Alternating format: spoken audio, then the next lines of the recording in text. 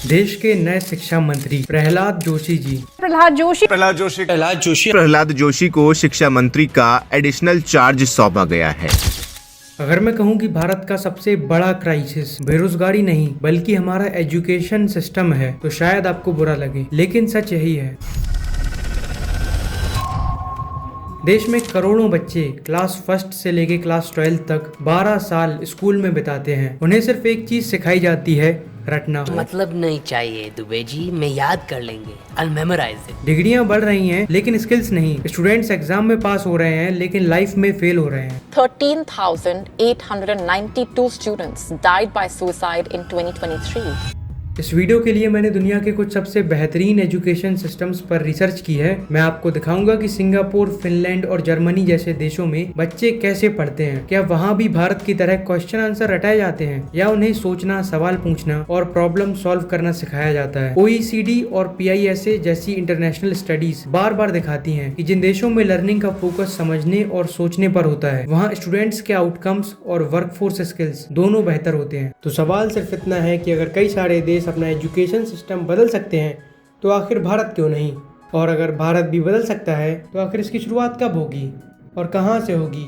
शुरुआत कौन करेगा? और क्या जंतर मंतर पे हुए प्रोटेस्ट के बाद ये सब बदलेगा या नहीं? हमारे एजुकेशन सिस्टम की सबसे बड़ी प्रॉब्लम्स क्या है? पहली प्रॉब्लम है exam oriented learning. Board exam आने वाले हैं, बस पढ़ाई पर ध्यान दो। ये बात शायद हम सभी ने अपने पेरेंट्स या टीचर्स से कभी न कभी जरूर सुनी होगी। पहली नजर में इसमें कोई दिक्कत भी नहीं लगती, आखिर एग्जाम के लिए पढ़ना तो जरूरी है। मेरे पापा भी मुझसे कहते थे अगर 12वीं के बोर्ड्स में अच्छे नंबर नहीं आए तो लोगों को मुंह दिखाने लायक नहीं रहोगे। दिक्कत यहीं से शुरू होती है। हम में से ज्यादातर लोग पढ़ाई सीखने के लिए नहीं बल्कि सिर्फ एग्जाम पास करने के लिए करते हैं, जबकि पढ़ाई का असली मकसद किताबों को समझना होना चाहिए, ये जानना कि वो हमें क्या सिखाना चाहती हैं। लेकिन एग्जाम आते ही पढ़ाई का मतलब बस पूरा सिलेबस रटना रह जाता है। और सच कहूँ इसे एजुकेशन नहीं कहा जा सकता। यहीं से शुरू होती है दूसरी बड़ी प्रॉब्लम, रट्टाफिकेशन। बच्चे बिना समझे क्वेश्चन आंसर रटते हैं ताकि एग्जाम में अच्छे मार्क्स आ जाएं। एग्जाम से एक रात पहले सब कुछ याद किया, अगले दिन आंसर शीट में जाके उगल दिया और 4-5 दिन बाद वही सवाल पूछ लो तो आधे से ज्यादा जवाब भूल चुके होते हैं। लेकिन अगर रिपोर्ट कार्ड में 90% आ जाए तो घर वाले खुश हो जाते हैं, रिश्तेदार कहते हैं वाह जी वाह, आपका बेटा तो बहुत ही होशियार है। लेकिन असली सवाल कोई नहीं पूछता, क्या उसने सच में कुछ सीखा भी है? और इसमें बच्चे की गलती नहीं है, गलती उस एजुकेशन सिस्टम की है जो समझने से ज्यादा रटने को इनाम देता है। यही वजह है कि नई एजुकेशन पॉलिसी में भी अब रट्टा लगवाने की बजाय कॉन्सेप्चुअल अंडरस्टैंडिंग,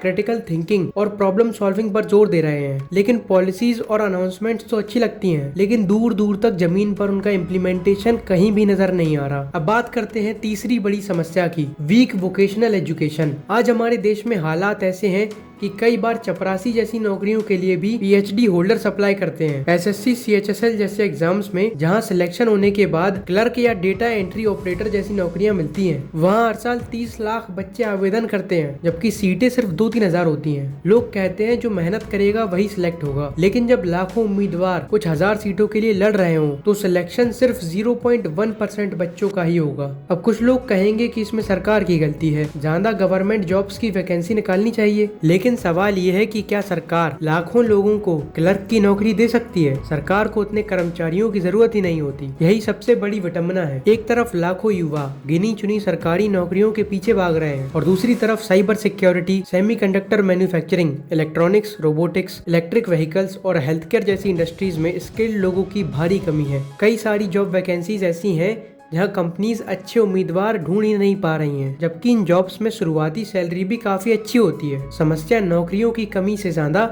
सही स्किल्स की कमी की है और यही कमी हमारे एजुकेशन सिस्टम की सबसे बड़ी नाकामियों में से एक है। लेकिन हमारी युवा पीढ़ी जो दिन रात सरकारी नौकरियों की तैयारी में लगी हुई है, उसे नई इंडस्ट्रीज और करियर ऑप्शंस के बारे में पता ही नहीं होता। और इसमें छात्रों की कोई गलती नहीं है। स्कूल और कॉलेज में उन्हें आज की जॉब मार्केट, फ्यूचर करियर्स और इंडस्ट्री की डिमांड के बारे में ठीक से बताया ही नहीं जाता। करियर गाइडेंस आज भी ज्यादातर छात्रों के पास नहीं पहुँच पाती। हम सालों तक कई ऐसे टॉपिक्स पढ़ते रहते हैं जिनका रियल वर्ल्ड या जॉब मार्केट से बहुत कम कनेक्शन होता है। अगर बच्चों को स्कूल से ही AI, cyber security, robotics, electronics, entrepreneurship, finance और दूसरी प्रैक्टिकल स्किल्स का भी एक्सपोजर मिले तो वही बच्चे आगे चलकर नई कंपनीज बना सकते हैं, इनोवेशन कर सकते हैं और दूसरों के लिए भी जॉब पैदा कर सकते हैं।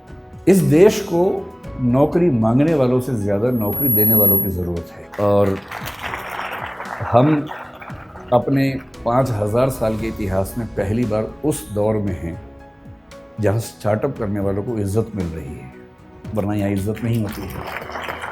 शायद अब समय आ गया है कि हमारा एजुकेशन सिस्टम सिर्फ एग्जाम्स पास करवाने तक सीमित ना रहे, बल्कि बच्चों को भविष्य की दुनिया के लिए भी तैयार करे। टीचर बनना भारत के सबसे मुश्किल और सबसे रिस्पेक्टेड प्रोफेशंस में से एक होना चाहिए। अच्छे टीचर्स को जितनी सैलरी आज मिलती है उससे कई गुना ज्यादा सैलरी मिलनी चाहिए, क्योंकि अगर हम देश के सबसे होनहार बच्चों को टीचर बनने के लिए अट्रैक्ट ही नहीं करेंगे तो आने वाली पीढ़ी को कौन तैयार करेगा। अल्बर्ट आइंस्टीन ने कहा था, education is not the learning of facts but the training of the mind to think. यानी एजुकेशन का मकसद फैक्ट्स रटवाना नहीं बल्कि दिमाग को सोचना सिखाना है।